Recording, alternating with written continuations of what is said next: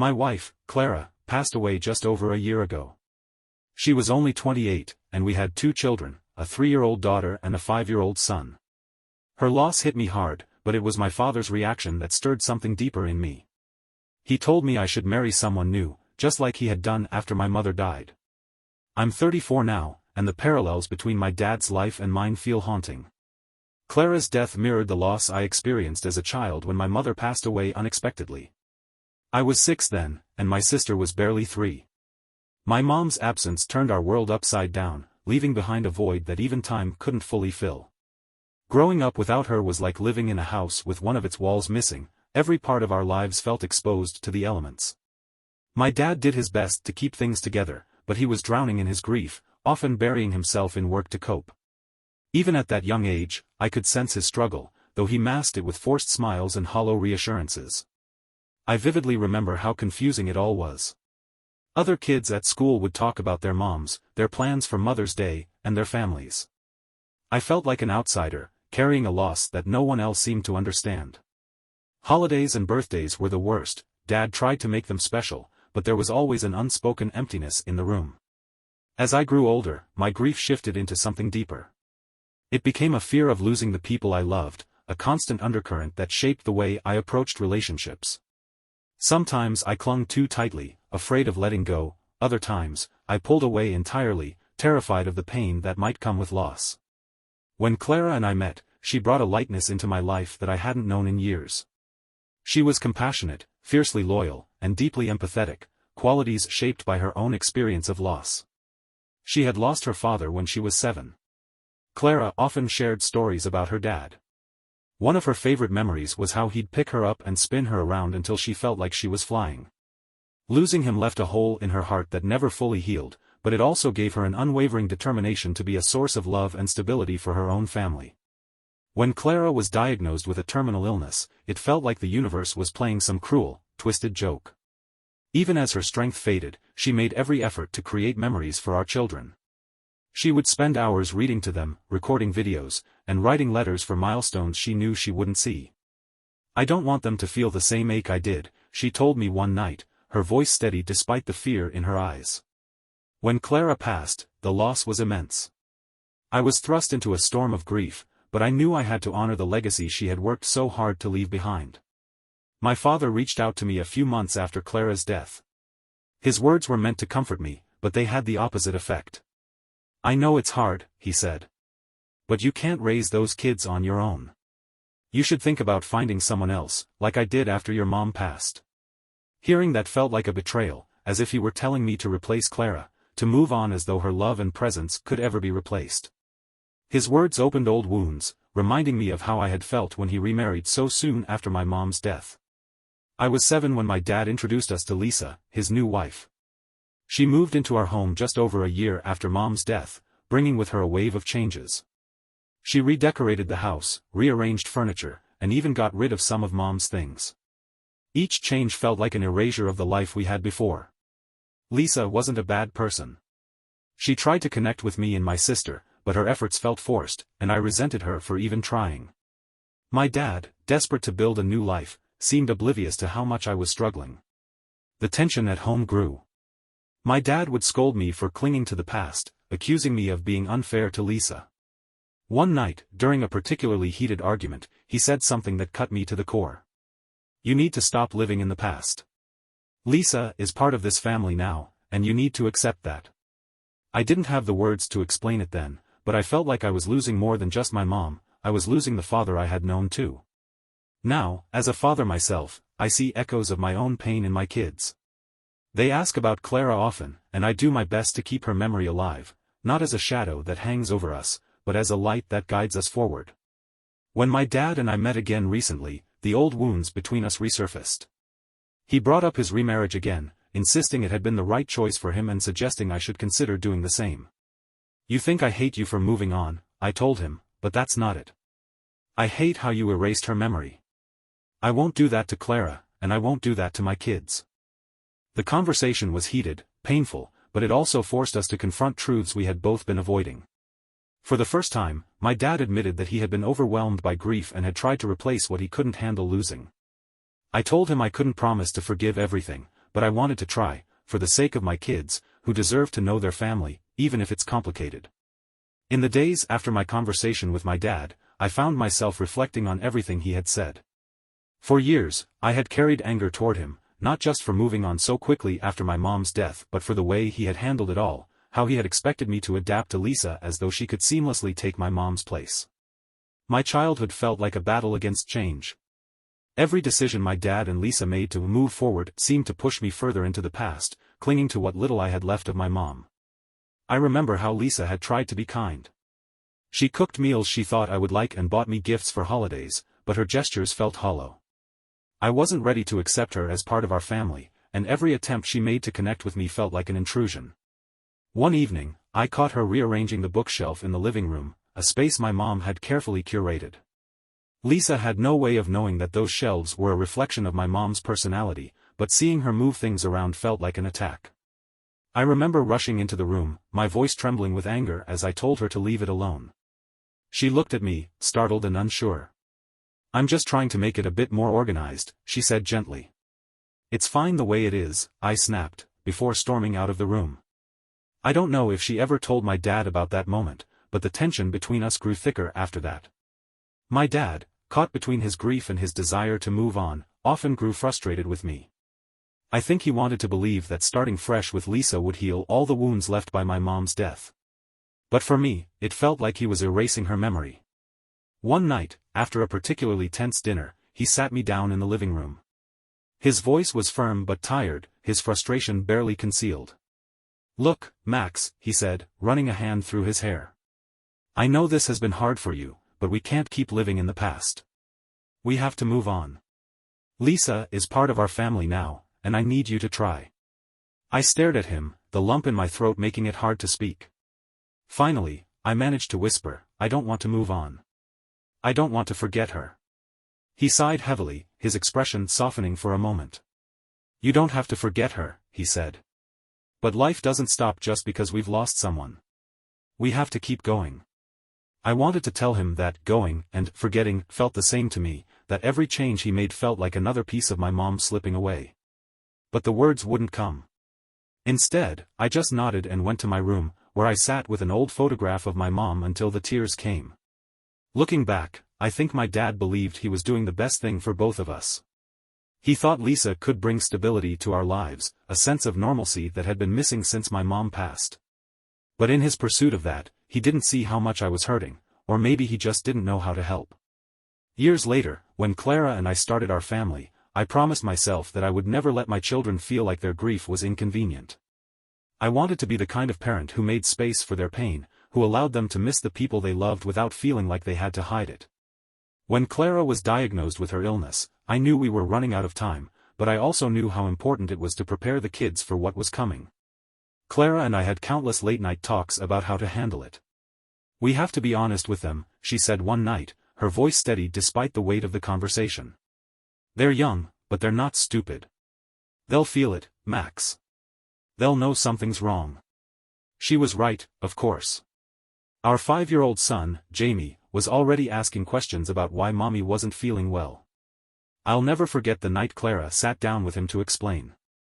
She spoke in the softest voice, her words simple but full of love. "Mommy's sick, sweetheart," she said, pulling him close. "And the doctors are doing everything they can to help me, but this kind of sickness is really hard to fix." Jamie looked up at her, his big, brown eyes filled with confusion. "Are you going to get better?" he asked. Clara hesitated for just a moment before shaking her head gently. "I don't think so, baby. But I want you to know that I love you more than anything in the world, and I will always be with you, even if you can't see me." Jamie started to cry, and Clara held him tightly, whispering words of comfort as tears streamed down her own face. Watching them, I felt both heartbreak and awe at her strength. After Clara passed, the house felt so quiet. The kids and I tried to maintain our routines, but everything seemed off without her. Jamie would sometimes cry at night, and our younger daughter, Mia, would ask questions I didn't know how to answer. "Where is Mommy now?" she asked one day, her little face scrunched in concentration. I knelt down in front of her, my heart aching. "Mommy's in heaven," I said gently. "She's watching over us, making sure we're okay." "Can she hear us?" I smiled, despite the lump in my throat. I think so. Do you want to talk to her? Mia nodded eagerly, and we spent the next few minutes talking to Clara, sharing little stories about our day. It became a nightly tradition, one that brought the kids comfort and helped us all feel a little closer to her. But then came my dad's suggestion to remarry, and all those old wounds reopened. Sitting across from him in that cafe, I could feel the weight of years of resentment pressing down on me. You think I'm not trying to move forward, I told him, my voice firm. But what you don't understand is that moving forward doesn't mean replacing Clara. It doesn't mean forgetting her. He frowned, his brows furrowing. That's not what I'm saying, Max. I'm saying that you don't have to go through this alone. And the kids, they need someone, too. A mother figure. They had a mother, I said, my tone sharper than I intended. And I'm not going to erase her memory just to make things easier. The conversation grew tense, and I could feel my frustration bubbling over. But at the same time, I saw something in my dad's eyes, a flicker of recognition, as if he was beginning to understand what I meant. The weeks following my conversation with my dad were heavy with reflection. I kept replaying his words in my head, his insistence that I'd move forward, his belief that the kids needed a mother figure, and, most painfully, the echoes of my own childhood woven into his arguments. I knew he was coming from a place of care, but his well-meaning advice felt like a dismissal of my grief and a misunderstanding of how I wanted to honor Clara's memory. The kids and I had carved out a rhythm to our days, one filled with small routines and traditions that Clara had started. Every evening, after dinner, we would sit in the living room with a stack of Clara's favorite books. Jamie would pick one, and I would read aloud while Mia curled up beside me, her tiny hand clutching her favorite stuffed animal. Mommy used to read this one, Jamie said one night as I read the final pages of Goodnight Moon. She did, I replied, smiling at the memory of Clara's soft voice filling the room. She loved reading to you both. Do you think she can hear us when we talk about her? Mia asked, her voice small but filled with curiosity. I think so, I said. I think she loves hearing us talk about her. It's a way to keep her close, even if we can't see her. That simple exchange was a reminder of why I was so determined to preserve Clara's presence in their lives. I didn't want them to feel like her memory was something to be hidden away or replaced. My dad, on the other hand, seemed to view my commitment to honoring Clara as a kind of refusal to move on. After our conversation at the cafe, he tried reaching out a few more times, sending texts and leaving voicemails that carried the same message, you don't have to do this alone. But I wasn't ready to respond. His words had stirred up old wounds, and I needed time to sort through the emotions they had brought to the surface. One chilly Saturday morning, I found myself sorting through some boxes in the attic. It was something I had been putting off for months, but the kids were with a friend, and the quiet house felt like the right environment for the task. The attic was dimly lit, the sunlight filtering through a small, dusty window. As I opened a box labeled Clara's Things, the familiar scent of her perfume hit me, and my chest tightened. Inside were photographs, letters, and little mementos she had saved over the years.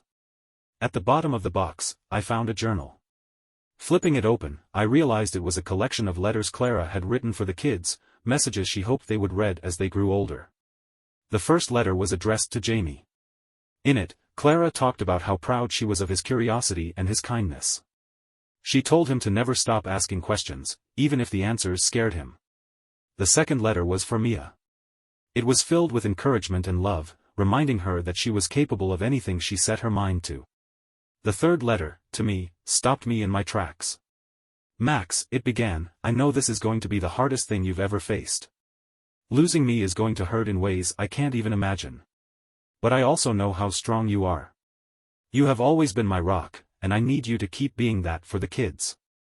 They're going to need you more than ever, and I know you'll rise to the challenge because that's the kind of father you are. Her words blurred as tears filled my eyes. She had known, even in her final days, that I would struggle to navigate life without her. But she also believed in me, in my ability to love and protect our children, even in the face of overwhelming grief. That afternoon, I decided to text my dad back. Let's talk, I wrote. He replied almost immediately, suggesting we meet at the park near his house. It was a quiet spot, one where I used to play as a child, and I wondered if he had chosen it intentionally. When I arrived, he was already sitting on one of the benches, his hands clasped in his lap. For a moment, I stood there, unsure of how to approach him. But then he looked up, and I saw something in his expression, an openness, a willingness to listen. I sat down beside him, and for a while, neither of us spoke. The park was quiet except for the rustling of leaves and the occasional chirp of a bird. Finally, he broke the silence. "I didn't think you'd want to talk again after the cafe," he admitted, his voice soft. "I wasn't sure either," I replied honestly. "But I've been thinking about what you said, and I realized, maybe we're both stuck in our own ways of dealing with grief." He nodded slowly, his gaze fixed on the ground. "I didn't handle things well after your mom died," he said. "I thought marrying Lisa would fix everything, for me, for you, and your sister. I didn't realize how much it would hurt you." Hearing him acknowledge that was like a weight lifting off my chest. "I think I just wanted you to see it from my perspective," I said. "Losing Mom was the hardest thing I've ever gone through, and when you moved on so quickly, it felt like you were trying to erase her." "I wasn't trying to erase her," he said quietly. "I just didn't know how to keep going. I thought, if I built something new, maybe it wouldn't hurt so much." His honesty caught me off guard. For so many years, I had painted him as a villain in my story, the man who had replaced my mom without a second thought. But sitting there with him, I saw the truth: he wasn't a villain. He was a man who had been shattered by loss and had made flawed decisions in his attempt to heal. "I don't want to make the same mistakes you did," I said finally. "I want the kids to grow up knowing they can miss Clara without feeling like it's something they have to hide." He looked up at me, his eyes filled with something I couldn't quite place, pride, maybe, or relief. "You're a better father than I was," he said. "Clara would be proud of you." His words hit me harder than I expected. For so long, I had craved his acknowledgement, his approval. And now, as I sat beside him, I felt the beginnings of a bridge forming between us, a fragile connection, but a connection nonetheless. The conversation with my dad at the park lingered in my mind for days afterward. For the first time in years, I felt like we had reached an understanding, or at least the beginnings of one. It didn't erase the pain of the past, but it opened a door to something I wasn't sure we could have: reconciliation. It wasn't long before my dad reached out again, this time asking if he could come over to visit the kids. "I want to get to know them better," he said over the phone. "I know I've kept my distance, but I don't want to anymore." There was hesitation in his voice, and I realized he was afraid I might say no. I thought about it for a moment, my protective instincts kicking in. The kids didn't know him well, and I wasn't sure how they would react. But then I remembered what Clara had said in one of her letters: "Family is messy, but it's worth fighting for." "Come by Saturday afternoon," I said finally. When Saturday arrived, I was nervous. My dad had always been awkward with young children, even when I was one. But as he walked through the door carrying a bag of coloring books and snacks, I saw a glimpse of a man trying to make up for lost time. At first, the kids were shy around him. Jamie answered his questions politely but kept glancing at me for reassurance, while Mia clung to my leg, unsure of this new presence in her world. But my dad surprised me. He didn't push. Instead, he sat down on the floor, opened one of the coloring books, and started doodling, letting the kids come to him at their own pace. It worked. Slowly, Jamie moved closer, his curiosity getting the better of him. "What are you drawing?" he asked, peering over my dad's shoulder. "A spaceship," my dad said, grinning. "I used to love drawing these when I was your age." Jamie's face lit up. "I like spaceships too." That was all it took. Before long, Jamie and my dad were deep in conversation about their favorite types of spaceships, and Mia had cautiously joined them, quietly adding her own colorful scribbles to the page. Watching them, I felt a mix of emotions: relief, gratitude, and a faint pang of sadness for what could have been if my dad and I had been able to connect like this when I was a child. As the weeks passed, my dad became a more consistent presence in the kids' lives. He would come over for dinner, play with them in the backyard, and even babysit when I needed a break. The kids began calling him Grandpa, a title that softened something in him every time he heard it. One evening, after the kids had gone to bed, my dad and I sat on the porch, sharing a rare moment of quiet. "They're incredible," he said, his voice filled with admiration. "You've done such a good job with them, Max." I nodded, feeling a lump form in my throat. "I'm just trying to do my best." "Well, it's more than that," he said. "You're giving them what I couldn't give you back then, a sense of security, of being heard. I see it in the way they talk to you, the way they trust you." I looked at him, surprised by the sincerity in his tone. "I think I learned from you, Dad," I said softly. "Not just from the mistakes you made, but from the things you did right too."